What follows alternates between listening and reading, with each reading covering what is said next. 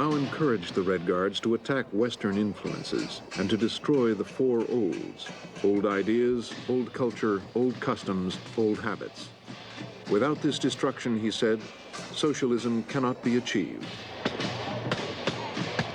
The Red Guards tore down street signs and put up new revolutionary names.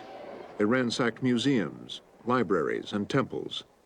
They searched and looted people's homes.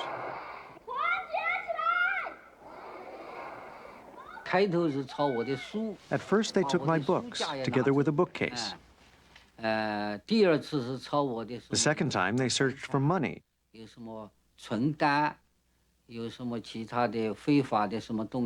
Or things that would get me in trouble.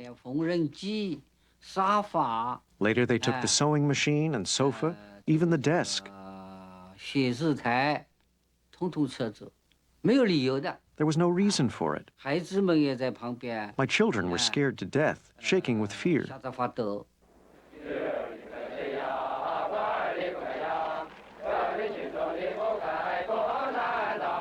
Groups of Red Guards roamed the countryside, urging peasants to attack local officials.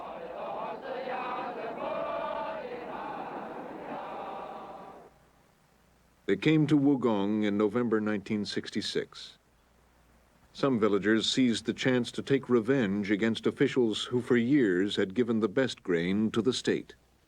They criticized old Shu. They said, "You old woman, you sifted and selected until there wasn't a single husk in the grain. You delivered such good grain to the state. You didn't want to leave any for us to eat, did you?"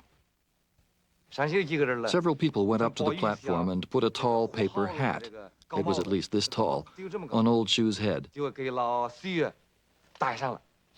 held her by the scruff of the neck and paraded her through the streets.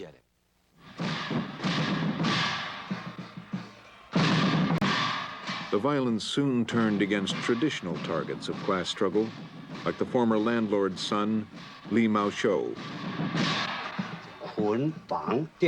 I was tied up, hung up, and beaten up. One afternoon, I passed out 4 times. I stopped breathing. Later, they didn't even have to hit me. My breathing would stop when they hung me up. That's how bad it got.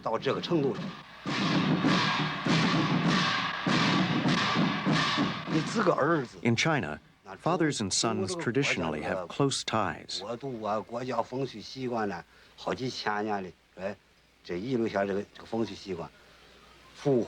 But now you had to end your relationship.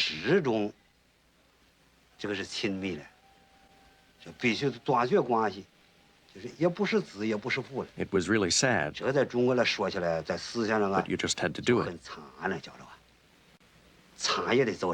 After my son was struggled against for the first time, I claimed that our relationship had been broken off.